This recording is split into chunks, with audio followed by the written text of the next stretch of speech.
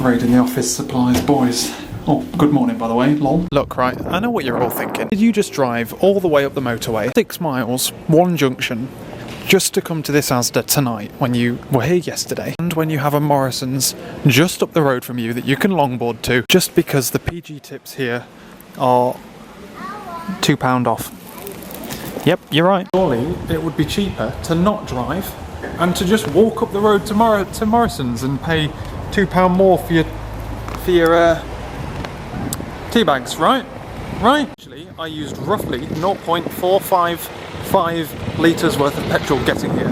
So to get back, I've used about a litre, and a litre works out at the moment at £1.10. And so, even including the cost of petrol, it's cheaper to drive to ASDA, buy these tea bags here where they're on offer, than to go to Morrison's and buy them where they're not. Why are you buying tea bags, Jamie? Because I'm buying them to take them to work. Which is a story I will tell you when I get home. And hello, ladies and gentlemen, how's it going? It is the evening. It's not the evening, it's the morning. I should go to bed soon, but I've been working. So what's been going on today then? Today I tried going into work at a different time. I went into work at 8:30. I left at 8 o'clock. Laura leaves here at about 8:05. So I was trying to leave like around the time that she would get there, but then still get to work at like on a half hour or the hour. I got to work at 8:30, so it's actually, I thought it would be worse than it was. It took me 30 minutes to get there, and I literally walked in the door at 8:30. It was a bit tight. So it's actually not all that bad leaving at 8 o'clock. Tomorrow I'm going to try leaving at 7:30. Mainly because it was a stressful drive. Like everyone's everywhere and thingy. It wasn't a nice smooth morning drive that it was at the other time. But it meant that I could leave at 5. So this time I'll be able to leave at 4:30 if I get in at 8. Which is, I much prefer that. Like I say, I'm much better at like, get me in the office, sit me down, get me working as soon as possible. And then I'm better than that because as soon as it hits like 4:30, or even like 4-ish, like I just start to like, that's it, you know? So I try and maximise the time in the morning. So I'm going to try it tomorrow, see what the traffic's like. If the traffic's good, then I'll go with it basically, and that's probably what I'm going to do, because it's what I did at my old job as well. I did 8 till 4:30. Yeah, I think it's just a good time to work, to be honest with you.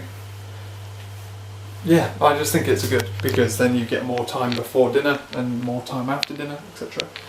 You get more time you can do more with an evening than you can with a morning. That's what I'm saying. Sleep is for the losers. So yeah. Otherwise though, today at work I've been working with Java and getting through unit tests. I'm writing unit tests for like this tutorial thing. Basically we've got like a 10-stage tutorial. And yesterday I thought it was going to be like a quick, I only spent like 2 hours on it yesterday. I thought it was going to be like a quick, now to bash it out job, but it's actually like a considerable thing. We had a stand-up today with some of the people that started last week. They've hired a lot of people recently. And some of them are like on tutorial 4/5. So I'm like, oh, okay, right, well I had to go back and make sure I do it properly then. Like I kind of thought the tutorial was for my benefit, but they're like doing proper code reviews and stuff through it. So I went back through, refactored a load of stuff, started writing tests, and then tried to figure out why it wasn't working. I had issues with getting it to build and figuring out how to get the tests to appear in the test runner so that I could run them. I could run them in the command line, but I couldn't run them in the IDE. And like my biggest gripe with Java, the biggest thing I don't like about it is it takes too much setup. Like you've got to have, for a language that's supposed to be able to, you can take it anywhere, you can do it with anything, there still isn't an IDE that just works out of the box. There still isn't a pipeline that works. It feels like it's patchwork. Like they made it in a rush. What it feels like is, it feels like they made it in a rush and then they just started adding stuff onto it. Like it feels like it was half built, half designed, and then people just throw stuff at it and see if it sticks. So like to get it running we have to use things like Maven builds, we have to use separate like test runners that aren't even built into the IDE, and you're like, why? Why is it so difficult? I don't care what anyone says, Visual Studio is the best IDE, the single best IDE available that money can buy, and you have to buy some of it. But it's absolutely brilliant, and the problem is as soon as you go from that brilliance that is that, you then go back down to something like Eclipse. It's just a mess. So I spent ages trying to figure out why it wasn't working the way I wanted it to work, and like I got it working in the end, and it turns out you've got to do like this thing where you go and right click on the project and run as JUnit, which basically means running the whole program, but it just seems like it wasn't built with that in mind, you know? Like everything's just hacked into it. It really irritates me. Whereas the difference is, with things like C# and .NET, the .NET framework, is you install Visual Studio, bam, there you go. If you want anything else, add it on. But there's everything you need. And that's brilliant. It makes it really fucking easy to just get started and work. But yeah, so I've heard that Maven is, in particular, a bit of a bitch. So we're going to be seeing about that. But I got there in the end. I ended up looking through other people's GitHub things and diving into config files, and then realising that actually, because in Visual Studio, if you add a unit test, you press rebuild, the test runner picks up the fact that it's in there. For the test runner to pick up that it's in there, you've got to run the whole project as JUnit project. That's the cognitive step that I didn't take. So I'm looking for builds, and then I'm like, well, that means I need Maven. And then I was looking, trying to get Maven running, and then that's where I got confused for an hour. While I was looking through everyone else's GitHub things, I looked through, like, obviously their tests and stuff, and they test differently to me, which is interesting. Basically, like this tutorial that we're going through, it's got like tips and like things that you should do. Like there was a UML diagram for the code that we're implementing, and in that UML diagram there's something like 7 different methods, which 4 of them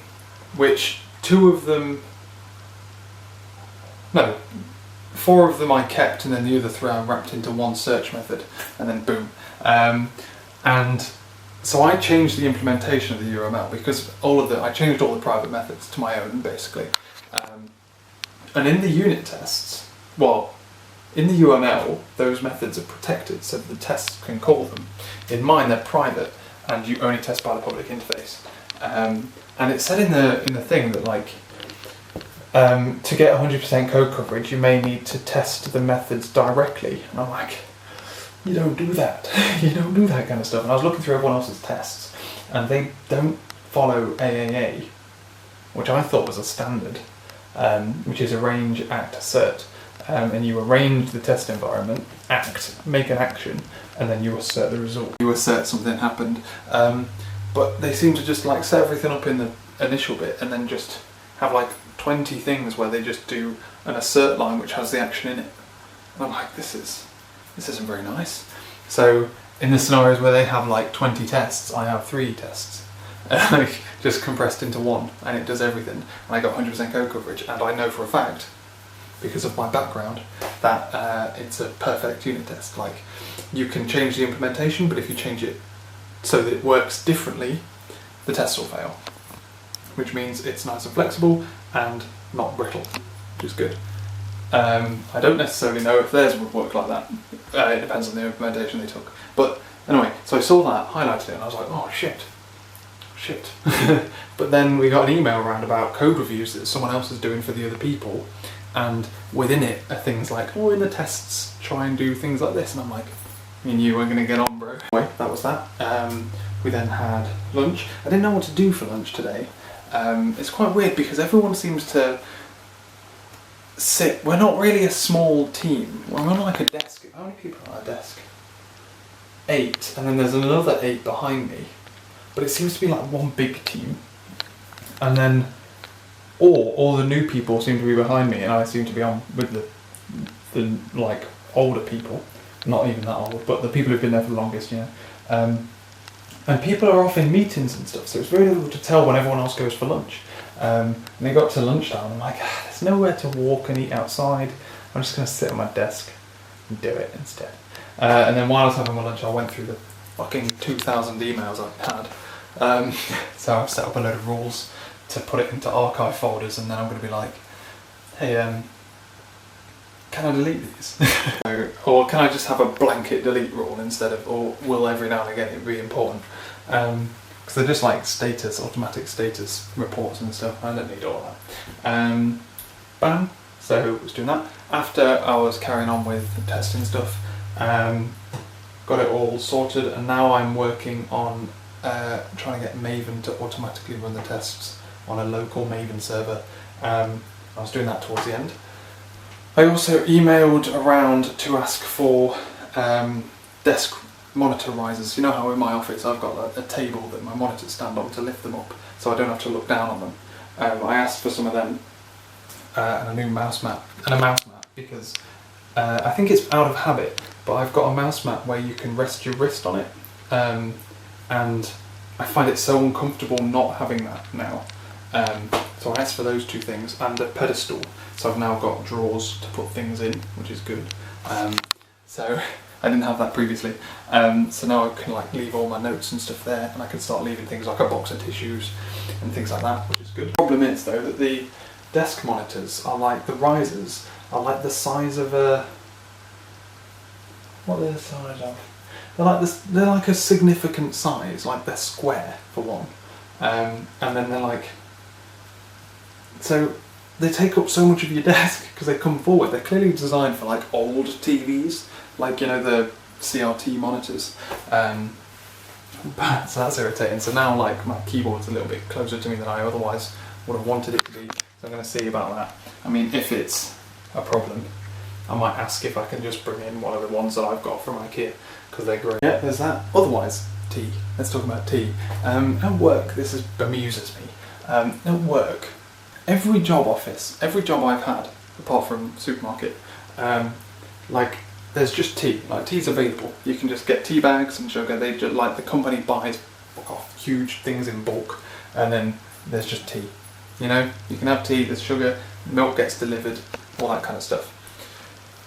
And even at Laura's job, it's like that. The past Laura's two jobs have been like that. So I thought that was like the standard.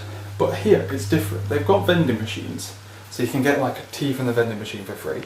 But they only do tea with milk, and I don't have milk in my tea, so it's not very nice. So some people have, like quite a few people I assume, the dev team have set up something called the Tea Kitty, where they've set up, like, they've figured out like the costs of a tea bag and a spoon of sugar and all that kind of stuff, and then when you have a tea you put money in the little kitty thing, or you put money in bulk or whatever ahead of time. But then, like, looking at the scheme, because I asked like how this system worked today, and looking at the scheme, it was like, it would work out for me, because the way they calculated it all and the fact that you raise up to the nearest 5p, so you round up, so if it was like 7p, you go up to 10. It works out to me to be 7p for a cup of tea. I'm like, 7p, that cannot be right. So I go back to my desk, and I'm like, I paid it, obviously, well, 10p. And I'm like, the best thing about this place is I drive, I don't need to have change with the bus, now I've got to have change for fucking tea. I could put like £1 in, and then get 10 teas. But then every time I take a tea without paying, I feel like people are going to be watching, like, oh, he hasn't paid. And no one knows I put £1 in.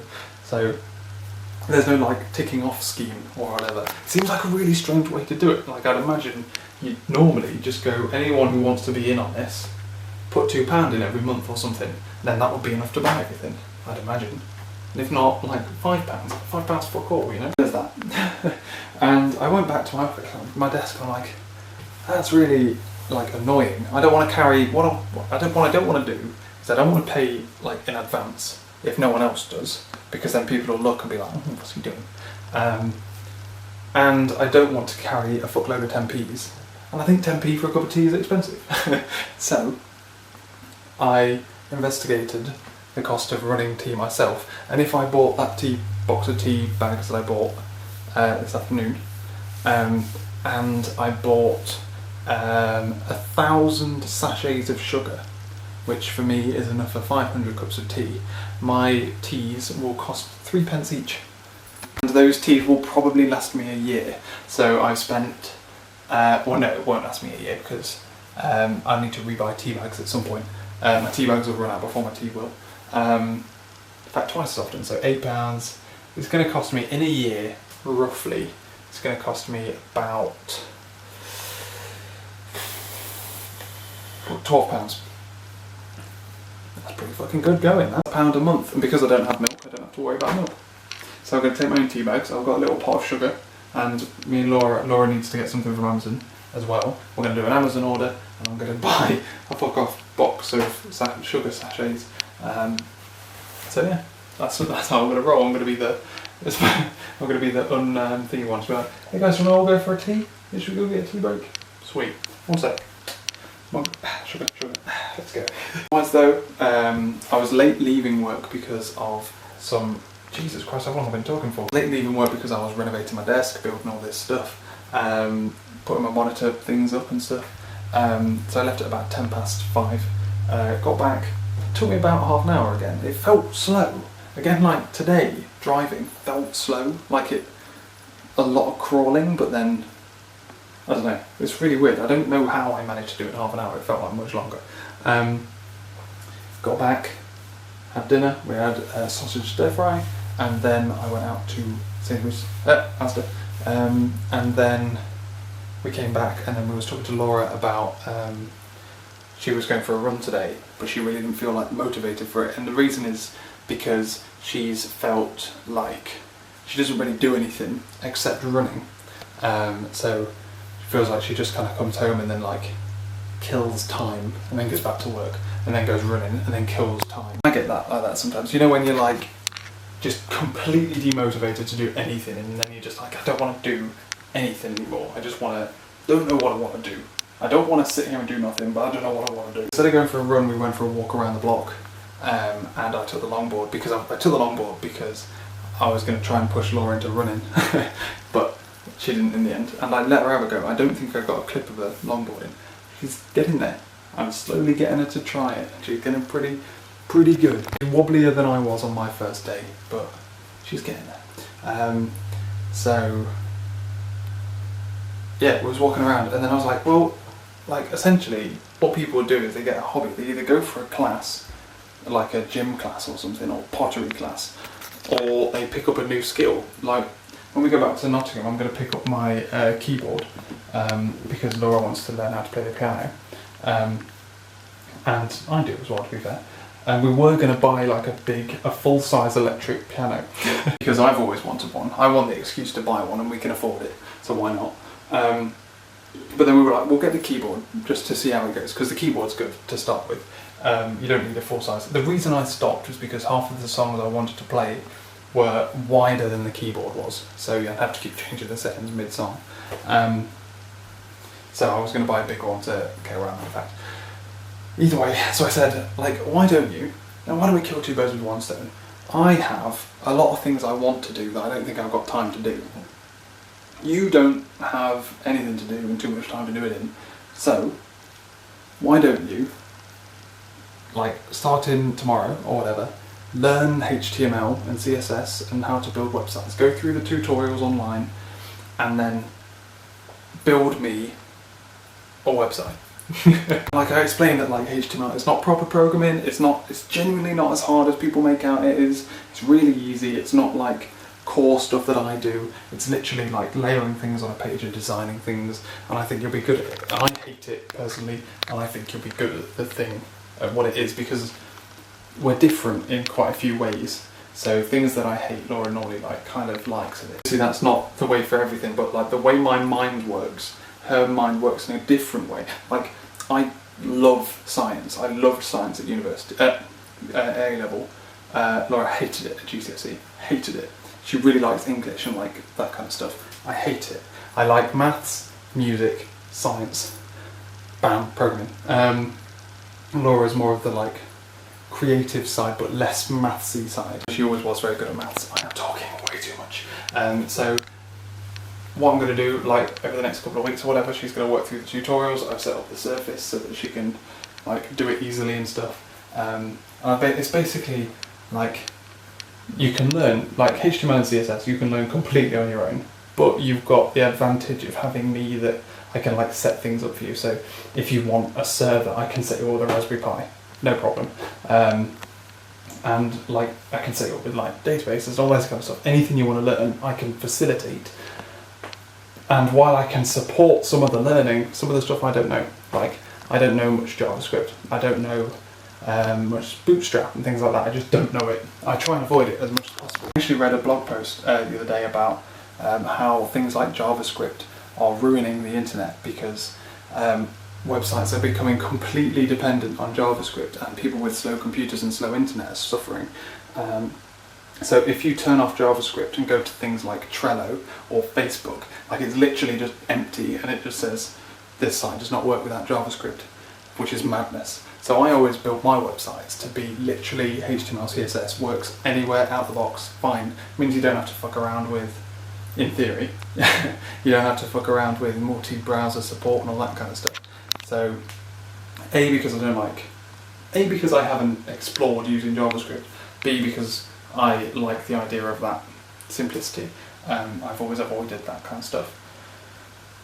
But I'm going to see if Laura can do it, basically. I'll set her up so that, and help her where I can, but then otherwise, hopefully she can get to the point where she can teach me. Or we can sit together and both of us design websites, because I need to build 2 more.